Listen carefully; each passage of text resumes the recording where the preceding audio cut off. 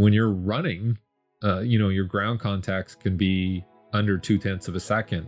This idea that a high intensity cyclical effort must have a component of relaxation and turning off the muscle. So that switch between on and off happens within tenths of seconds or less, right? It's imperceptible. I think you can basically differentiate between any very high quality athlete, like the top of their class, from a lower quality athlete based on their fluidity, like how relaxed they are when they're performing their pursuit. But if you just watch clips, you're only seeing like the tip of the iceberg, and you're not getting all the information. I think that's what we're missing in education nowadays. What are your thoughts on the uneven surfaces, the barefoot running, go through the woods, no shoes on? Welcome back to Recommended Daily Value. I'm your host, Tyler Woodward, and in today's episode, I had the pleasure of sitting down with Derek Hansen. Derek is a sprint coach who's worked with multiple NFL teams and Olympic athletes, who specializes in return to play, so getting athletes back on the field after an injury as fast as possible.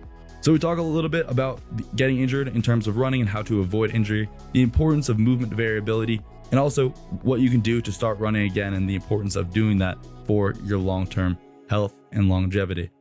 I think it's a really awesome episode that I think you guys will all enjoy, so I will see you in there. Well, Derek Hansen, welcome to the show. How you doing today?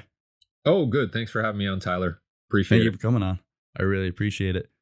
So Derek is, what is the box you paint yourself into? You do a lot of sprint coaching. That is your main thing, but like how do you paint yourself in a picture? What's your LinkedIn profile say?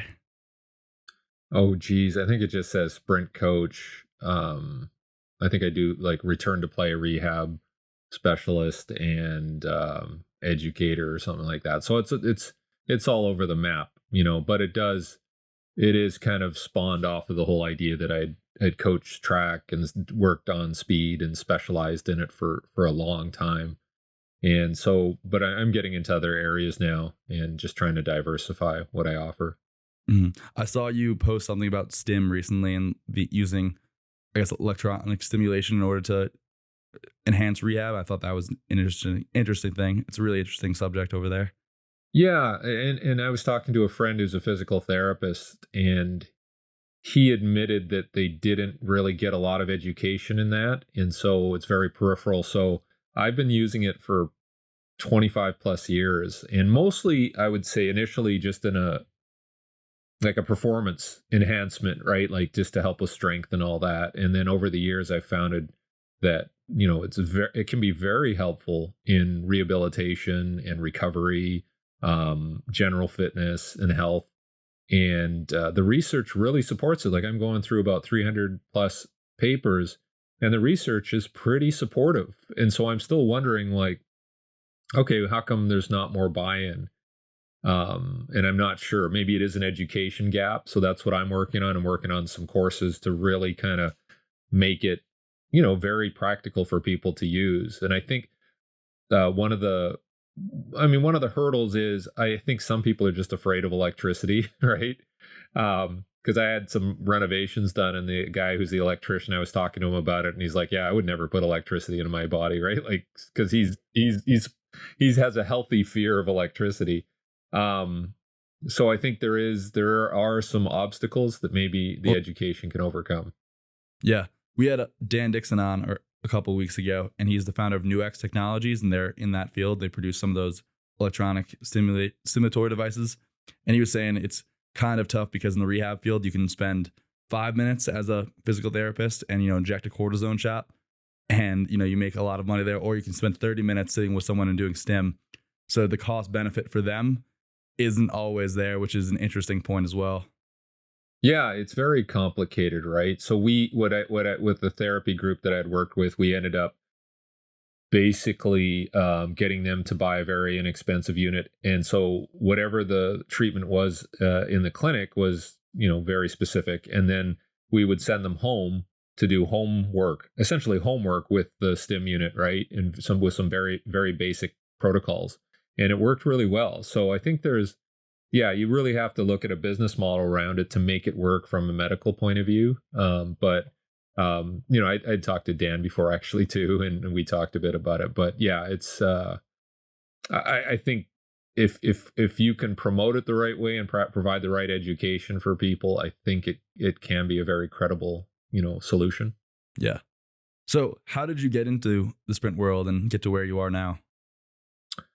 I had always done track and field as a kid. Like I think from like, even like grade 5, 6, and then Well, was in a club. And so I'd always been around track and field, and that would have been in like the 80s. And I ended up, competing in other sports, but, I always seemed to be decently fast, and that helped my other sports. And the great thing was when you're young, every year that track season comes around, like if you go back to doing long jump or running the 100, you always got better, right? So there's this instant gratification in terms of like, oh yeah, I'm better. And most of it's because you're just growing, right? It's not like I had fabulous coaching or anything like that. But mm, you get this positive feedback of like, hey, last year I jumped, you know, 4 meters, and this year I jumped 4.5 meters, 50 centimeters farther, right? So I think that was always attractive. And then as you got older, it was a little more difficult as you got into like seniors in high school. Like you still improved, but then I still improved when I went on to compete in university as well. And so I had very, very positive feedback from that sport in terms of work in equals, results out. And I coached a bit when I was doing my graduate work. And I never thought that I would be in the profession of like coaching and sports. I just thought, oh, this is kind of a neat hobby. And then it just evolved into becoming more of a professional career and helping people and working in strength and conditioning. So it really did start though from that investment as a young person. so what was your degree in that you graduated with? I had a master's of applied science, and it was in Okay. like transportation Okay. and sort of urban transportation and stuff like that. So and then I ended up working as a consultant for uh, like an urban transportation and development company. Right? It was kind of interesting, but all the stuff that I learned there was actually very helpful in terms of running a business and being able to communicate and how to teach and run meetings and handle budgets. So but on the side I was always working and doing my hobby, right? And eventually I just said, oh, this is more interesting. I probably would have way more money if I stuck in the other field, but whatever. Well, I mean, you've done pretty well in the sprint field, I'd say, or the sprint Yeah, athlete. I mean, I wouldn't change anything, but certainly, for young people, it's very tough. Like I know I'm always trying to advise people about getting into the performance side, and I'm always like a little, um, you know, apprehensive about pushing people to be in the sport world, because it is, sometimes it can be really exhilarating, but sometimes, you have trouble finding a job. I had a friend who recently got fired from his NFL job, and it's like, oh geez, now what do I do, kind of thing. So, I think there's a lot of pluses, but I always think everybody should have a backup plan, or at least some other area that they're good at. Because you never know, right? You might need in the lean years, you might need to lean on something else and do, find ways to improve yourself. But if you're heavily invested in sport, it's a 24/7 investment, right? As you know.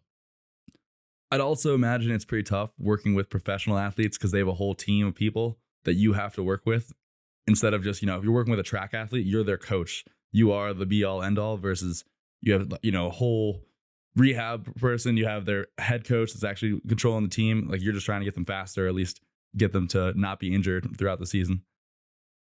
Yeah, I mean, it's every sport is different too, and at different levels. Like you would think, like, okay, I'm just going to work with high school, and that's pretty straightforward. And then college, that was the case, but now college is bonkers, right? Because of like NIL and transfer portal and all that. It's its own entity, an own animal now. And obviously, pro sports. 30, 40 years ago, people in pro sports were making pretty modest incomes, and now it's just through the roof. So you inherit a lot of the other stuff that comes with that. So yeah, it's definitely interesting. I was talking to somebody else yesterday about how important it is to be very good at the soft skills. And yeah, you need to know how to plan and how to coach in terms of the technical stuff, but you need to know how to get along with people on different levels. And especially when there are these power disparities, like if you're working with, if you're working with Travis Kelsey and, you're not going to say like, oh, so how's it going with Taylor Swift right during the weight workout. You got to have this sort of awareness of where the boundaries are and how you can communicate. And so, and I found that through working with like actors. There's a couple of actors I've worked with over the years, and it's a different level of communication, and they're very hypersensitive about privacy and things. So you have to be attuned to that, and that makes the relationship better, even beyond like the service provision, like in your technical expertise. What were you doing working with athletes? Or sorry, actors. Actors.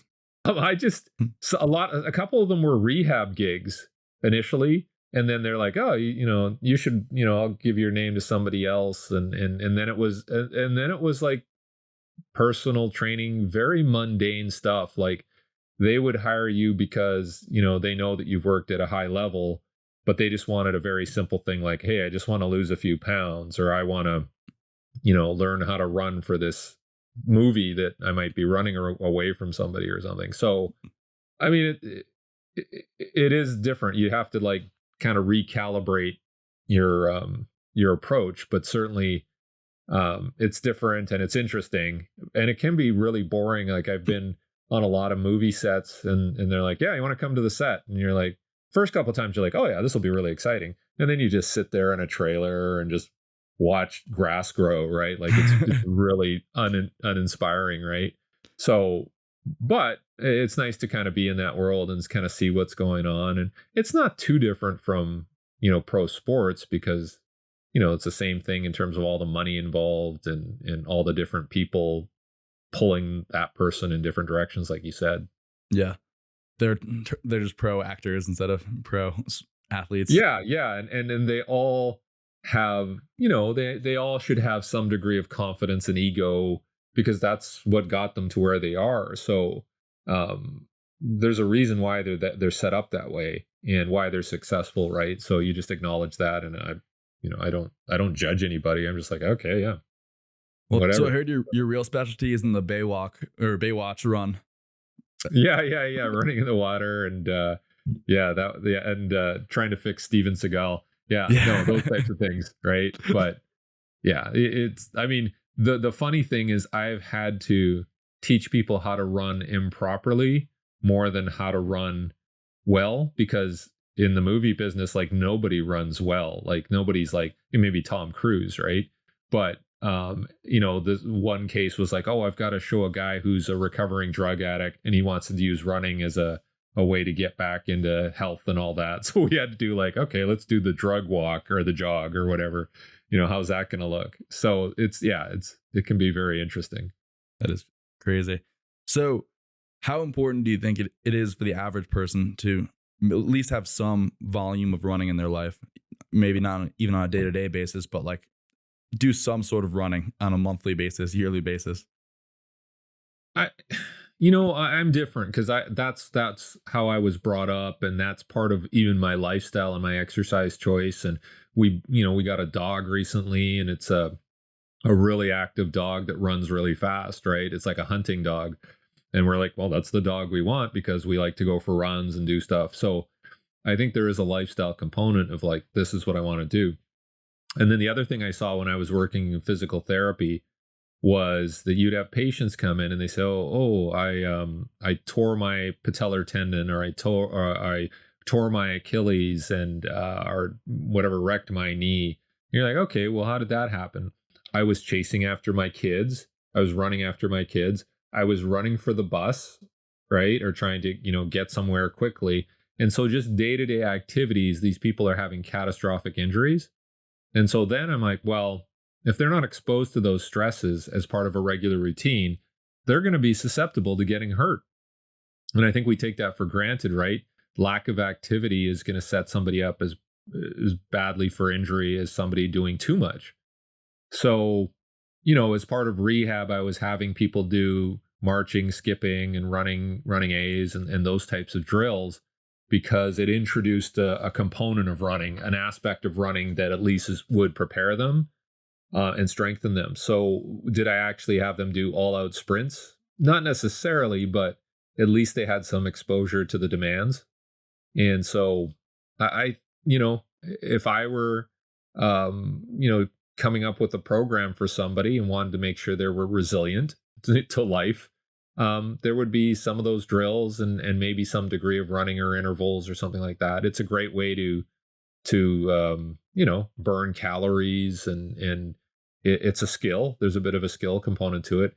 And then, they can still go on a stationary bike or an elliptical, and still, accomplish some of their fitness goals. But in terms of interacting with the ground and dealing with gravity, you should probably have some degree of running in your movement vocabulary. And then when you get to upper ages, then it's going to be more walking and, you know, but I know a lot of people who are involved in masters track and field in their like retired ages, and they do quite well, like generally, right? So, I think you have to push people a little bit, but it's always going to be a personal preference.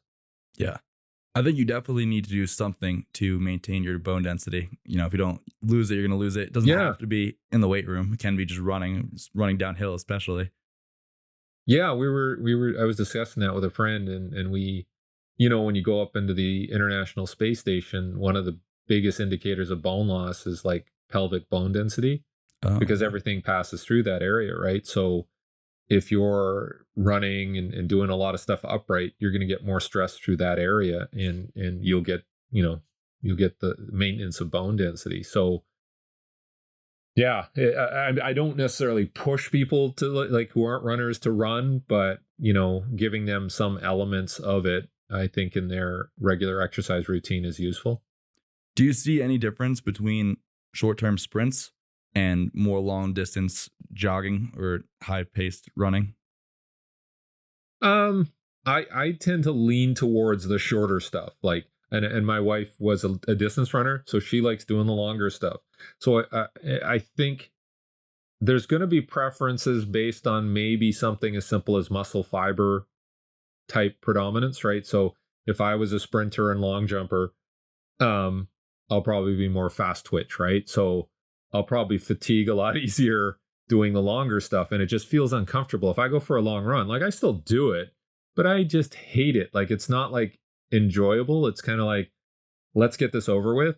So I think I think muscle fiber typing is also kind of hooked into your nervous system as well and your makeup. So if you want things done quickly and you want to move fast and get it over with, you'd probably be a little more fast twitch dominant. Whereas, if you're a long distance runner and, you don't mind doing these long journeys with your exercise. So I think there is a preference.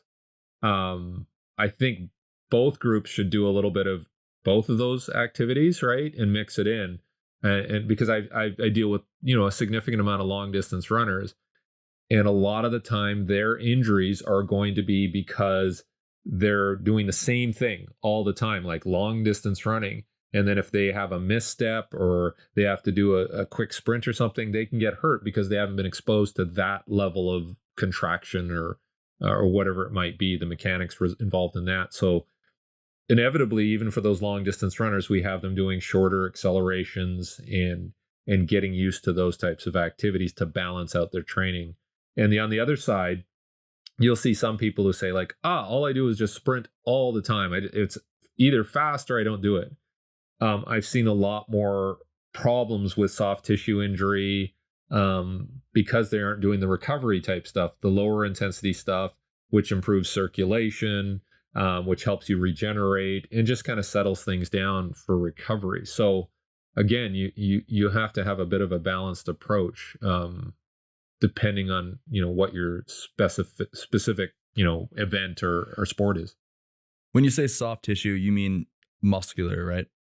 Yeah, for the most part. Yeah, muscle strains, dealing with one athlete recently who's a long distance runner at the Olympic level and dealing with a calf strain. And so there, we found that going back and just doing more long distance running, which tends to be more of an aggressive sort of toe off, like you're going to push off rather than being a little more bouncy, like a sprinter. She had more problems returning to long distance running than doing the drills and some shorter stuff. So we kind of built that up and then started to lengthen the runs and start to get her back to long distance running, and that worked. So there was something unique about just long distance running that was exacerbating the soft tissue problem. That's really fascinating.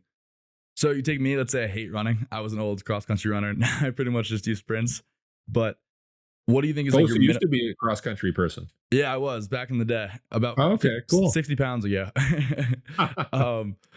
But so what is your minimalist, like, let's say I hate running. I don't want to do it at all. I might not leave the couch kind of person. What do you think is like the minimal you need to do to just kind of maintain that? Like maybe one long distance run a week and one sprint session a week? Yeah, I would probably divide it down the middle right now and just say like do some sort of interval work, right? Because going for a long run, if you're not accustomed to it, there's a lot of things that can happen. So if you have bad technique and you're overstriding, or there's some sort of issue with like overpronating or something, you're going to exacerbate that because of the repetitive stress and the volume of foot contacts, right? So I'm very careful to say like, hey, go for a long run if they're not accustomed to it or they have some sort of built-in mechanical issues. Whereas if you're getting somebody to do like, I don't know, repeat 100-meter strides or something like that, they can do a lot of them. They get a reset. They tend to have better mechanics because it's just a shorter distance that they can manage. And it's a lot safer than just saying go do sprints, because that's you have to really define what that is, how far, what's the intensity. Whereas if you just do some very easy intervals on a treadmill or on a grass field, you're going to have less problems. So it's a good starting point for a lot of people is, hey, run 100 yards easy, like at 60%, walk back, or, we have people walk across the field and just run the sidelines on a soccer field. Or I do things like, basically 1-to-1 work to rest ratios on a treadmill. Like, okay, go for 30 seconds, walk for 30 seconds, or just stand there or whatever on the treadmill and do that in 4 sets or 4 cycles and take a break and then do it again. So I think it gives people something that they can manage and handle in very discrete sort of sets and reps. Whereas, the long distance run, you don't know what's going to happen in that long distance run. Like there's, a lot of bad stuff that can happen, and it doesn't get them engaged as much, right? They tend to their mind tends to wander in longer, slow distance stuff. That makes sense. And then as a starting point, you mentioned grass fields, treadmills. Do you really think it matters? Like, is it better sometimes to go on the road? Does it be a surface matter? I think the first point of attack is like, what is convenient for that person that you're advising, right? So if you're in Chicago and it's February, probably not nice outside to go there, right? So maybe a treadmill setup, like, and maybe it is something like a motorized treadmill, because where they can set a predefined speed that they can handle. I like the curve treadmills, the manual ones, because you kind of set the speed yourself, but you're not going to put a novice on that because there is a proprioceptive component to getting to. Have you tried those? I have not. I would like to. Yeah. So the first couple of sessions, you're kind of like trying to find your bearings, but once like we have one at home, and I love jumping on that because you can essentially just jump on it and start running. You don't have to figure out what setting or whatever, what speed works. And when you slow down, it slows down. So I really like those. And if somebody has access, then it's a really nice way for them to get their running in. But like I said, I wouldn't necessarily get a novice or a beginner on it. But if you're in, Arizona and you can go to a nice grass field and it's warm out and the field is flat and uniform, yeah, there's a good option. But if you go to a field and it's got, uneven surface, and somebody's been throwing shot puts in it or something like that, probably not a good place to start. So I think you're really trying to weigh like, okay, what's convenient for them, what's safe, and then get them to start into a program. If all they have is working on a harder surface, it's not necessarily a bad thing. And we kind of touched on this a bit. At least hard surfaces tend to be pretty uniform. And as long as the footwear they're not going to use like a minimalist shoe on that surface initially. They have some cushioning.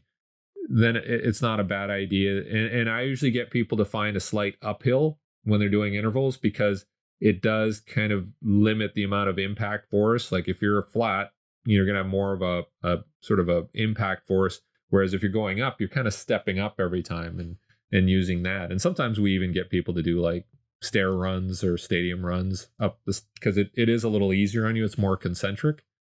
So I think there's different options out there where you can start somebody out and feel like, okay, this is something they can do and it's not going to be too taxing. Mm-hmm. Well, your thoughts on the uneven surfaces, the barefoot running, go through the woods, no shoes on. Well, I don't have a real problem with it if you're equipped to handle it and you've had some progression into that. I'm not, going to be sending people who have very little running experience, but some people really love that stuff. And as long as they're managing it properly and they're not getting injuries, like there's a trail near where I live, and if that trail isn't maintained well, all the roots from all the trees tend to kind of poke up and yeah, it's one heck of a ankle proprioception workout, but there's a couple of times when you misstep and it's like, oh geez, that could have been really bad. So I think you have to be careful. Everybody wants a challenge, but at the same time, it just takes one misstep to really ruin like the next 6 weeks, right? So one of the topics you were kind of talking about is movement variability in a sort. So like the sprinter should do more long distance and the long distance should do more sprinting. I think that kind of is a rule of thumb for any athlete of any sport. Do you think that could have a place, like that long distance runner that was hurt? You think sending her to a more uneven surface, a more natural surface, maybe something that's a little safer than the forest, could feel better on her calf or just improve her proprioception, allow better running mechanics? Yeah, I think when I work with athletes, I'm always very aware of what might be missing from their program, right? And there's a real heavy push from all sports to really do more specific stuff. Like, hey, and we see this with the football and basketball is like, hey, let's do more football and basketball throughout the year, whether it's 7-on-7 in football, whether it's summer leagues in basketball. And I don't necessarily have a problem with that because the skill component is so important in those sports. So you have to stay sharp. On the other hand, you have to introduce some variability that is more general in nature. So if you're playing lots of basketball on a hard court, being on a grass field and doing some different activities is probably a good way to balance it off. And it can be a little more linear and a little smoother rather than, a lot of lateral steps and a lot of deceleration. I think a lot of people think I just need more of that because that's what the sport is, where I'm kind of like, you probably have enough of it. Let's balance it off with something that's a little more regenerative and gives you, some different qualities. So, and the same thing, the same thing goes for the long distance runner is, hey, what are you missing? Maybe there's some things in the gym or there's some certain plyometrics or med ball activities or shorter sprints that we can do that's going to make you more resilient and not fall into the trap of the overuse ultra specificity approach, right? So I think people who are intelligent are aware of these issues and are trying to constantly mitigate some of these things and make sure they have a more well-rounded athlete, I guess. Mm-hmm. It's kind of like the neurological aspect, right? Because you could always be better at shooting a basketball. You could always improve your skill there, but your body sometimes needs a break from just, pounding the basketball, all those hard cuts and things like that. Needs some other fluff in there to keep you going. Yeah, I think every quality has a point of diminishing returns, right? And maybe that's like a physiological capacity or a neurological capacity within us where it's like that, it's improving, it's improving, it's improving, and then it's not because you're doing too much, right? You've just run out of whatever space in your brain or just energy or tissue tolerance to really keep doing it. And I was always taught like you want to anticipate before that happens and then just kind of change lanes and get them to do something else. You're not waiting for them to collapse and then go, hey, maybe now's a good time to recover or do something different. So I think the smarter coaches have enough experience to know when to cut it off before that happens. Which is basically periodization, right? Yeah, on some level, periodization is just an educated guess. Okay. Like, right? Like, yeah, it's yeah, just, yeah. it's not, I mean, and they're trying to circumvent periodization with, monitoring, right? So, well, we can use heart rate variability or we can use jump testing or measure readiness, and we can anticipate when fatigue's entering into the equation. And I think you have to do both. You have to have some sort of plan that is based on experience and theory, where it's like, okay, we're going to go hard for 3 weeks and then we're going to give you a week off, right? And then we're going to do that again. And then we're going to, change the length of the blocks. And I think you have to have that base to start with structurally. And then you can start kind of moving the boundaries a little bit once you're in there and working, right? It's like one of the old school coach I know is like, it's like going into battle. Like, you have a plan, like, but stuff changes, right? And when you're in the jungle, it's a little different. You got to change things and you got to adapt to your environment. I think it's the same thing as for a coach is you have a plan. We go in there. Oh, things are changing, or even just a game plan in a football game. Like things are going to change and people are going to reorganize and adapt. And it's very easy to go, hey, I'm just going to stick to the plan because this is what I wrote. But how I even say to myself, like, I'm not smart enough to know what's going to happen tomorrow.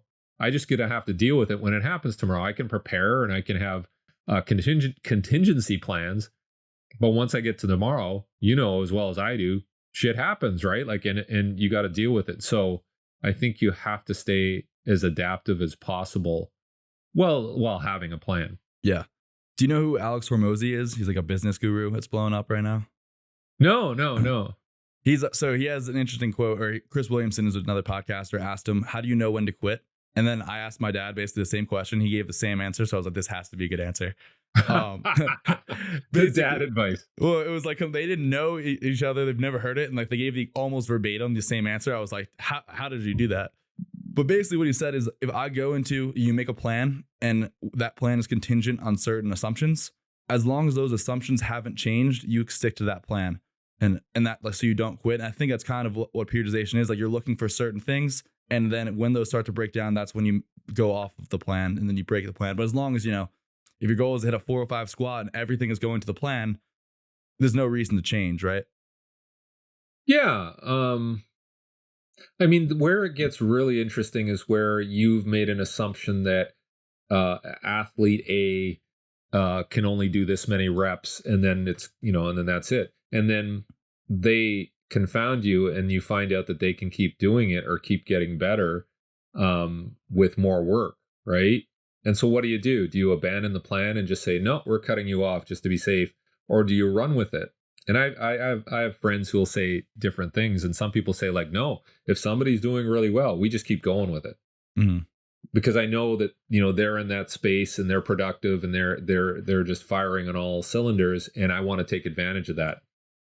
Whereas other people are like, I'm going to be really careful because if they're operating at their highest level of output, the risk starts to go up. And the more we keep working into that. And I think I'm somewhere in between there where it's like, yeah, I want to be, pretty risk averse on some level, but I like the enthusiasm and the energy that they're getting from this. So maybe we'll do a few more reps, or I don't know. It's a tough scenario because you don't know. You don't want to miss that opportunity to really make some groundbreaking accomplishments. But the other part of it is if you push too hard, you know how it is. It's like, hey, let's just do one more rep. And like a great example is the actor I work with, Benicio del Toro. he was telling me about, he was in a movie with Tommy Lee Jones called The Hunted. I don't know if you've ever seen it. But he was supposed to be like a special forces guy who was really good with like knife combat. And they were doing like a fighting scene on some cliff or something like that. And the director at the time was like a well-known director, and the director's like, they says, okay, that was really good. We got everything we needed. Let's just do one more take. Right. So they do one more take of this fighting scene. They fall. Tommy Lee Jones falls on top of him, fractures Benicio's wrist, and he's out for 6 months, and they have to delay shooting. Right. And they could have had that shot already in the can, but he's like, let's do one more. And so I always hear stories like that, and I'm just like, okay, I don't want to be that guy. Yeah. There's a saying, I think it comes from like the dirt bike world, but I think it goes for like a lot of action sports where they say never call your last run, because if you have one run left in the tank, you should just call it there. You've gotten a good day. Like, don't just go when you have nothing left. Live to fight another day. Yeah, absolutely. And I think it's tough. It's very tough. But where it comes down to is, if you have enough experience and confidence, you know that you probably have enough, and you will probably be more confident to make that call and say, we're good, like we're okay. Whereas people who are less experienced are like, maybe we can get one more out. Maybe we need to get one more. I'm a little bit insecure. Let's get one more rep. So I don't know. It's that's part of that soft side of coaching, where you have that skill set to make the right decisions at the right time. Like it's not science. Yeah. Right. So, because part of your job is also to just push them as much, not necessarily as much as you can, but I know the most I've ever like squatted in the gym is like when someone's next to you and you're just like, I don't want to be a little bitch.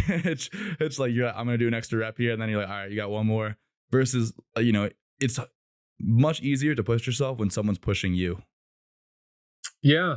Yeah. And, because I have, a little weight room in my house, and if I work out by myself, I don't get anything done. Right.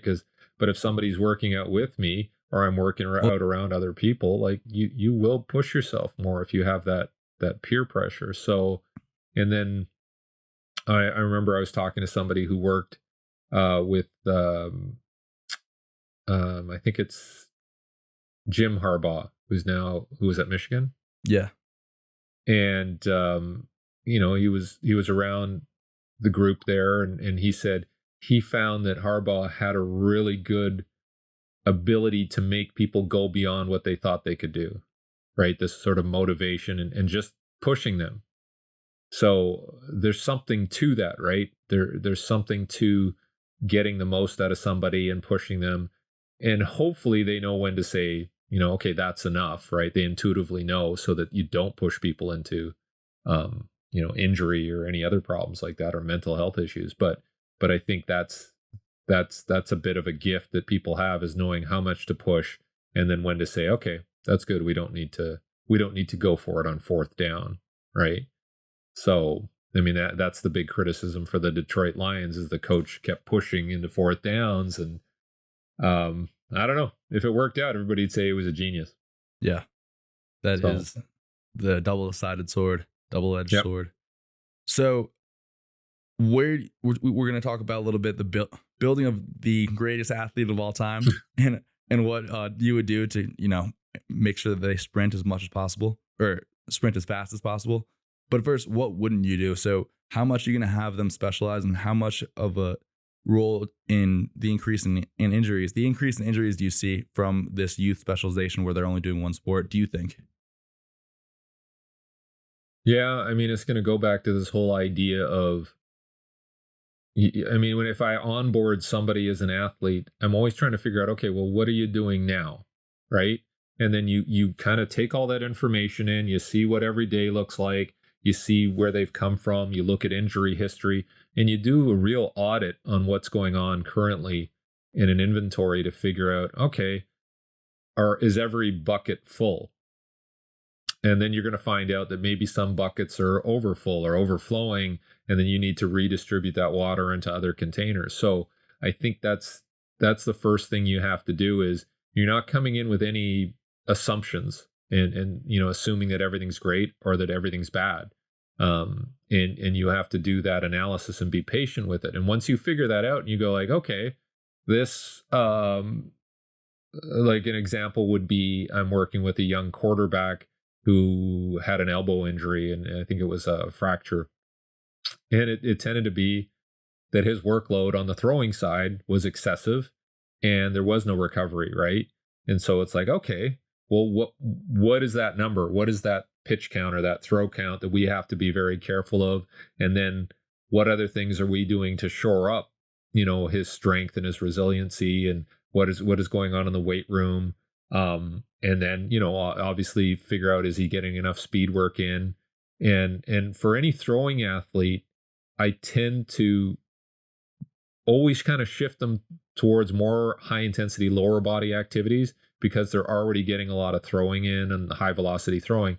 So if they do sprinting, is that similar from a nervous system point of view, but it just shifts it to lower body. So the same nervous system energy recruitment demands, but it's shifted to a different part of the body, and that'll still keep their brain functioning on that velocity level.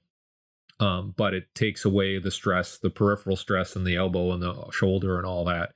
And so I had a lot of discussions with Brad Scott, who's the strength coach at the Atlanta Braves, and just managing pitchers. And he's looking for ways to redistribute that energy, because that's a big thing with pitchers is, are we overthrowing them? And should we, try to get some of that energy somewhere else? So I think you're always looking to figure out, okay, what are they overdoing? What are they underdoing? And in the case of sprinting, at first glance, a lot of people aren't doing enough pure sprinting. They're maybe doing conditioning, or they're doing maybe like heavy sled pulls or something like that, but actually free and clear 100% output sprinting, quality sprinting with enough recovery, a lot of the times people are lacking that activity. So saying, okay, on Monday and Thursday, we're just going to do acceleration. We're going to focus on technique. We're not going to do any agility. We're just going to focus on linear sprinting first. And then you try to isolate that and make sure they get a healthy dose of adequate volume in those things. So you're building technique, you're physiologically getting some improvements in terms of their specific fitness. And then you can start, once you get that foundation, and then you can start saying, okay, well, let's look at your sport specific requirements. If you're a 100-meter sprinter, we're just going to do more sprinting and get out to longer distances and tap into the energy systems. If you're a soccer player, maybe we have to shift that, and take some of that sprinting energy and still work on aerobic fitness, and then maybe, get that integrate with all the practice work you're doing. So I think you're trying to find a minimum level of exposure to sprinting that fits within their existing program. And then you can start, making modifications to sport specificity and curvilinear runs, or whatever you want to call them, the direction change and all that. But I'm always trying to get a healthy dose, a foundational dose of linear sprinting and acceleration in any team sport athlete's program, even from a teaching point of view, and making sure that technically everything looks good. Because if they're running efficiently, they're going to have less problems downstream in terms of soft tissue injuries, hamstring pulls, and all that. Because every hamstring pull that I deal with, we have to go back and we have to rebuild them and rebuild their running mechanics, right? Yep. So I've always found myself too that a lot of the indirect work indirectly helps the direct object that you're trying to improve. absolutely. Like, you don't think that, going for that long distance run will help you with sprinting, but even if you're just able to recover from those sprints better because you have better blood flow or something like that, a lot of these things, even a skill component you pick up from long distance running can carry over to more of the sprint work as well. Yeah, like an example would be like, we got this dog just under 2 years ago. And if you're a dad, guess what? When you guys get a dog, that's your dog. Like, I don't care what the kids say. I'll take care of it. I'll take care of it. I'll clean up its poop and all. No. That's me. So now I have to walk this dog because he's like hyperactive. I have to walk him a couple of times a day. And so I'm accumulating all this walking volume with this dog. And he's, I got to walk pretty fast. So I get my heart rate up. And just by doing that every day for the past, say, 18 months, my general fitness has improved significantly. And now when I go do a weightlifting workout or I do a sprint workout, I recover faster and I just feel like everything feels better. And that's the only thing I added was, an hour and a half of walking every day at a decent pace. And so I'm like, okay, yeah, I never really thought that would help, but it does. Yeah. What kind of dog? It's a Vizsla. Okay. It's like Oh, a they're sprinters. yeah. So he's nuts, right? And so he's almost up there with like whippets and greyhounds, right? So he needs to get out and he needs to run. So I gotta find an open space and take him through the trails and all that. And yeah, so it's been a I was gonna say initially like getting a dog was gonna be a burden, but I would say it's actually been a benefit That's awesome. because it's getting me out and getting me do cover those what you'd call like the low intensity aerobic zones. Yeah. Definitely a hidden gem. Getting a dog Yeah. makes you exercise a lot easier. So, what do you think as far as when you see someone's running mechanics, you take like maybe a youth sprinting team or even professional sprinting team, where are their biggest faults generally? Um, like from a technical point of view? Well, yes, obviously we'd love to have you like right next to us, like correcting the individual, because I'm sure everyone's gonna have some individual thing that they're doing wrong. But like, if for the average person, what can they start paying attention to try and improve their running mechanics?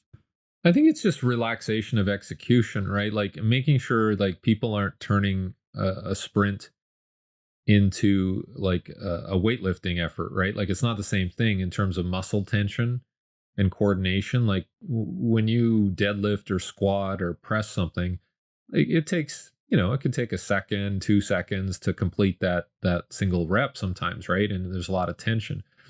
Well, Whereas when you're running, your ground contacts can be under 2/10 of a second, right? So, and under load for that very short period of time. Otherwise, you're just floating in the air, right? And repositioning your limbs. So, this idea that a cyclical effort, a high intensity cyclical effort, must have a component of relaxation and turning off the muscle. So that's the coordination between turning it off, turning it on. And that switch between on and off happens within tenths of seconds or less, right? It's imperceptible.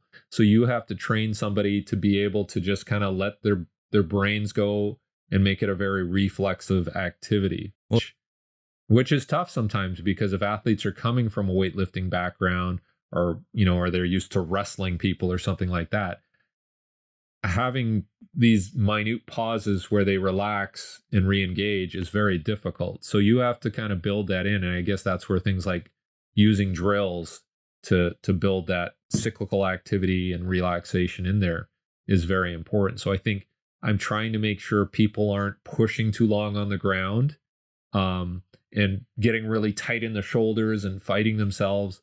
And so we'll start with a lot of submaximal efforts to really kind of bring them along and make sure that they're not overexerting themselves. And then, as they get more controlled, it's like a golf swing. Like I remember seeing Tiger Woods talk about that and saying, listen, I could really go in there and just try to kill the ball every time, but then I'm losing control, right? I'm not going to keep it in the fairway. So even his longest drives are going to be to some degree submaximal efforts because there's an element of control. And I would say the same thing applies to sprinting. You're not just going uninhibited 100% effort. There's a level of submaximal exertion there that's happening in order to achieve your best performance. even in like your 100-meter Olympic sprint, you think they're not going all out? You think there's still some level of control there? I think so. I mean, it depends on what your interpretation of all out is. Like all out in terms of a controlled sprint, yes.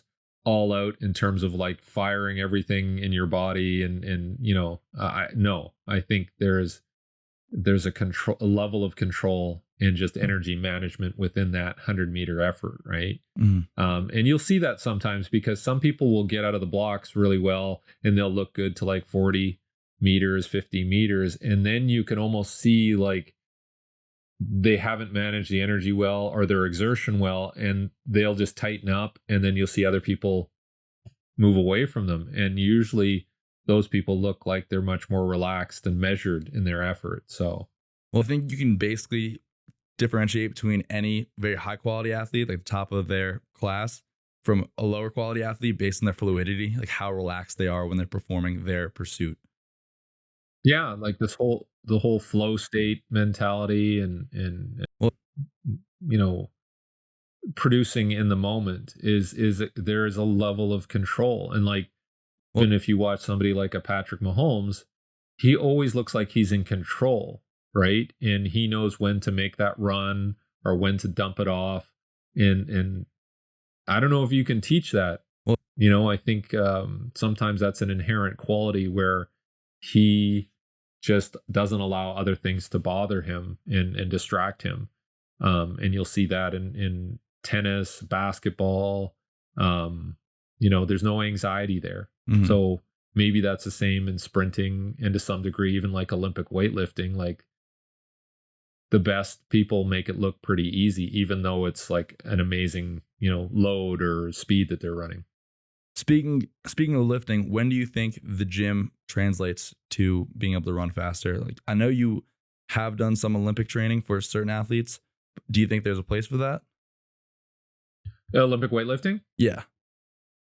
Yeah, I mean, I've used those types of lifts, cleans, snatches, those types of things, power cleans, power snatches, um, and I think it comes down to like the ability of the athlete. If they have the ability to utilize that exercise and get, some pretty good outputs, I think it's a good tool. Now, if you're working with young kids, you have time to teach them how to do that. But if you inherit somebody who's say mid 20s and they're working at a high level in their sport, do you now convert them into an Olympic lifter? Probably not. Mhm.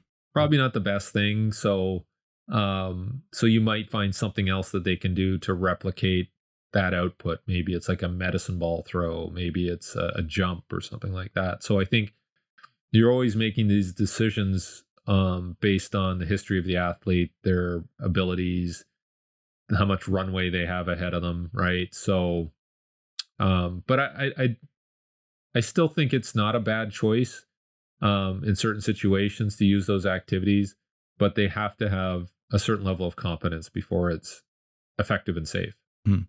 What are the attributes that you can try to bring up within the gym, not on the fields? Like, is it just power, or are there certain tendon things that you can use plyometrics for, maybe? I think it's just going to be recruitment efficiency. Like, I think that's what you're doing. You're applying an external load to improve a general quality, which is their ability to contract.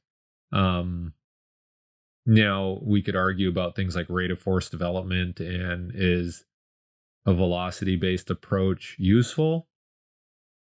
Um, and the mentor that I had was Charlie Francis, and he thought that if you were doing the sprints and the jumps and the throws, then you didn't need to do that in the weight room, right? Because those had the velocity component and the power component.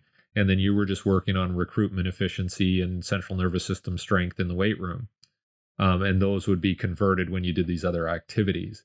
So perhaps if you're not doing those activities or for whatever reason, you could start work with lighter loads and try to move the bar faster, and that's useful.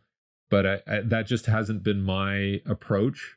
Maybe because of who I learned from, but it's interesting. I think, I think there can be some benefits, but it's just the question is always how much, when, right? When do I stop doing it? When do I transition into other activities?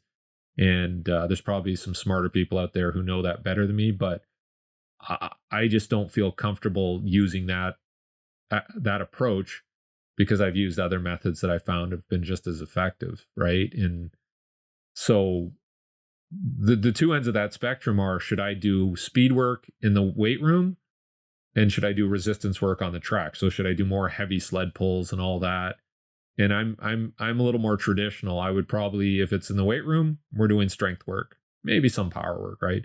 But if we're on the track, we're doing speed work. So I'm not saying I don't do resisted work, but I'm just very careful with really heavy loads and making that a strength effort on the track, because you get into those overuse problems where if I'm pulling heavy sleds all the time, well, guess which tissues are going to going to overload. It's going to be posterior chain, calf, foot, Achilles, right? And if I'm just doing more stuff in the weight room to harness that strength, maybe I have less overuse problems, right? So you're always looking for trade-offs and figuring out, okay, I feel more comfortable doing the strength work in the weight room. It's safer. So, but people may disagree, but that's just where I'm coming from. Mm-hmm. Just trying to figure out where that crossover is, and then like where the trade-off actually, where you get some good results from doing something else, basically. Yeah, and it may vary by athlete. Like there might be some athletes who really do well in the weight room and benefit from certain exercises, and there might be some that don't. Um, so I think as a coach, you're just trying to figure out, who's receptive to what type of activity, and then push them into that activity a little more and utilize it. So it's never a one size fits all. I think that's where, because you always see that. You see like in the sprint world, you'll see like, oh, look, that guy's really good, but nobody else in his training group is quite as good, right? So maybe that approach is working for that one athlete and everybody else isn't benefiting as much. And then maybe one of those athletes switches to another training group and does excel because they do things a little different, but it works for them. So I think, yeah, it's very hard to individualize, but if you can, you're going to get more out of your athletes. But if you just take the basic one size fits all approach, you may have one or two athletes that succeed and everybody else is still struggling. Yeah. So when we look at the highest levels of sprinters, and you could look at a Usain Bolt or, maybe a Christian McCaffrey who's just a dog in the NFL. What are the attributes that we're seeing in them? And obviously there's certain things that we can't change, but we'd obviously want a certain limb length ratio, like kind of like the Eddie Cohn powerlifting, where he's like perfectly designed to be a powerlifter. No one can change their height. But what are the physical attributes that we can actually improve on to become a better, faster sprinter? Oh, geez, yeah, that's I mean, it's difficult because you mentioned a couple of athletes, and it's very hard to say like what they're doing is going to work for everybody. Because first of all, I don't know exactly what they're doing. Like you'll see snippets of like McCaffrey doing what seems to be a comprehensive program.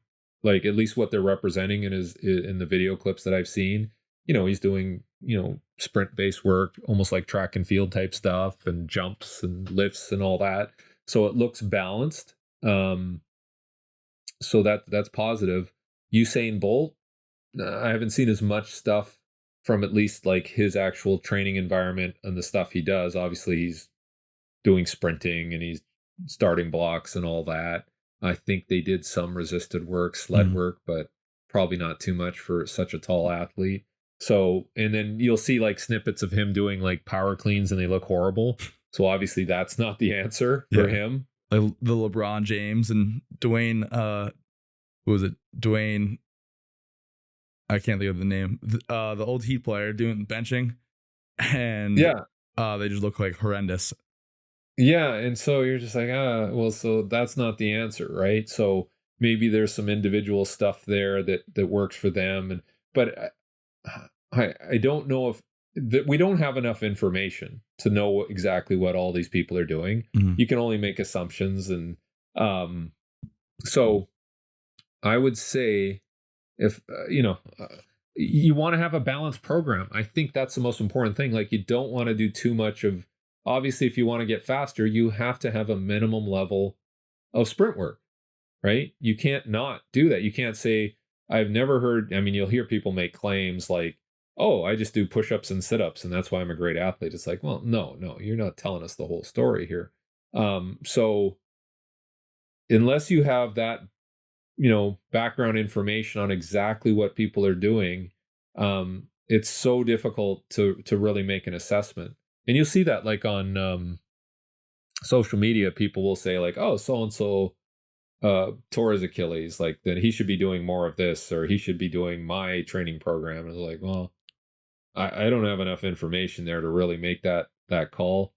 So I think, you can only work with what you know. And that's why I think it takes a while for coaches to really become experts, because you need that trial and error. You need that sample size of people where you've gone through and you've tried some different things and you're like, okay, that didn't work, or hey, that seems to work really well. And until you know that, if you're just copying somebody else's workouts, you don't have that knowledge, right? You're hoping that that workout works for everybody, but at some point you're going to hit a snag. And because you haven't done the groundwork, you're not going to know how to solve that problem. So, so that's why I'm always saying, like, there's a lot of young coaches out there who are doing good things, but I'm always going to lean on the guy that has that experience. And I have friends who are in their 50s and 60s who I still lean on because I know that they've had exposure to a lot of different things. And so that's the person that I'm going to go to first. And then if I need somebody to help me with like technology, I'm not going to go to the old guys. I'll probably go to the young guys or get my kids to figure it out for me. So but there is some value in understanding what all the potential problems have been, and what the different individual variability is going to be for different types of athletes, taller athletes, shorter athletes, so female athletes versus male athletes and different personality types. So I think that's, for me, that's the interesting thing, is finding out about people's individual circumstances. And then that adds to my knowledge base. Like, tell me about case studies. Tell me about what you've seen. I mean, I still look at research papers because, there's some valuable information there, but that's only one segment or one component of my knowledge base, right? Go talk to that old coach, like, and he'll tell you about, okay, this one season we did this, and this is what I saw. Okay, well, that helps me, right? So I think that social interaction of communicating with different people, getting an idea of what they did, which might mean a more significant commitment for you to spend time with them and watch and learn. You can't just, watch Instagram videos and be knowledgeable. Like, there's just too much missing information there. So I'm not saying don't look at Instagram and don't look at social media, because that's sort of your entry point. You're like, oh, that looks interesting. I'm going to find out more about what that guy's doing. And then you may find out that, hey, this person's really knowledgeable, or, oh my God, they know nothing and they're just posting clips. So, and that's the thing. Like, I was talking to somebody about basketball, and they're like, yeah, my kid just watches like highlights of like the best stuff, and they don't watch complete basketball games. And so their education is deficient. They're not, because you have to watch the entire game to see what the context is of, those big plays and how they set them up. And, if you just watch clips, you're only seeing like the tip of the iceberg, and you're not getting all the information. And I think that's what we're missing in education nowadays, is that full context, that full experience that's going to make us smarter, not just the hot takes. Does that make sense? Yeah. It's like they, no one shows the Rocky Classic where he's on his come up, working to his fight. They just show him today. They just show you at the fight, right? Yeah. Yeah. And so, I mean, it's very convenient to watch highlights and just get a sense of what happened, but you're not getting the whole story, right? Like, if you watch the Super Bowl that we just watched, and you just see, the Chiefs or the Niners just making plays and touchdowns, you don't see all that stuff that happened, that led up to that, and the tension and the how they manage bad situations and bounce back from that. And, so I think that's what's missing, is our attention span is limiting our learning opportunities, right? Yeah. Or lack of attention span. Yeah. We're just not exposed to all the context, really. Yeah. Yeah. And that's the important stuff, right? Like, people like, my kids are in university now, and I'm just like, okay, well, what's university for? Well, it's the totality of that experience that's what you learn, right? It's not like I can't remember what courses I took, right? Or, I couldn't recite what I took and but going to university as a whole, I learned a lot of stuff in terms of myself and what I could handle and how I can schedule and organize myself, and even just social habits and how to live on your own. Yeah, yeah, like those were the most interesting things, right? Like, going out and getting wasted, and then coming back and trying to assemble IKEA furniture in your apartment or dorm room, right? Like, those are the things you remember, but not like the classes, like the subjects or anything like that. There's nothing. I always tell people the best course I ever took in school was typing in high school, because I actually use that every day. I'm actually a pretty good typer, and I learned on a like click, click, click, click, click, click, click, a typewriter back in the 80s. So, but that doesn't mean education is not useful. It's just, it's like you said, it's a contextual experience. Well, it's also like a very specific thing. Like I remember, I'm very big into nutrition now, and I remember taking organic chemistry, and now I think organic chemistry is very fascinating.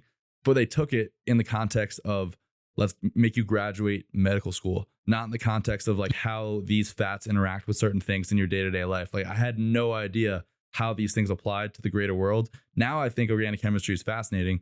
Back then I hated it. Yeah, absolutely. Or even just like English, or an appreciation for literature or stuff like that. And I think it's because you're being force fed stuff without, understanding where it's going to go. Maybe, I don't know. Maybe we could be better at educating people rather than just feeding them facts or, information. Yeah. Because if you think back, who were your best teachers? They were people who were interesting and could tell stories, right? Yeah. Where they can bridge the gap between the classroom and the relevancy into the real world. Yeah. And that's not something that's common. That's something that's kind of a rare gift that people have. So and it might be 5% of the people that you learn from, and the other 95% were just kind of like there. So it's interesting. Yeah. Well, I think that's a great place to wrap up. Thank you so much for taking the time, Derek. I really appreciate it. Where can everyone find you? The websites I have are sprintcoach.com and runningmechanics.com. And the usually use Twitter, and I don't really use Twitter as much. It's kind of an aggressive environment, but Instagram is like Derek M Hansen, and at Running Mechanics too, I have an account there. So it's basically a couple of social media channels and then websites, and people can just get a hold of me. However, my email is derek@runningmechanics.com, and if you have any questions, I'd be happy to engage you. Awesome. Well, thanks again for taking the time. I really appreciate it. Until next time, guys, be good. All right, if you made it this far, make sure to hit that subscribe button if you're on YouTube, or if you're listening on your favorite podcast platform, hit that follow button so you stay tuned for all of our future content coming out. We've got some great guests coming on soon. And make sure to hit that like and give us a 5-star review. It really means a lot. I just want to thank Derek one more time for coming on. It really means a lot for him taking the time. It was an honor to just be able to speak to him and pick his brain on everything sprinting. I really hope you guys also found some things useful out of this conversation.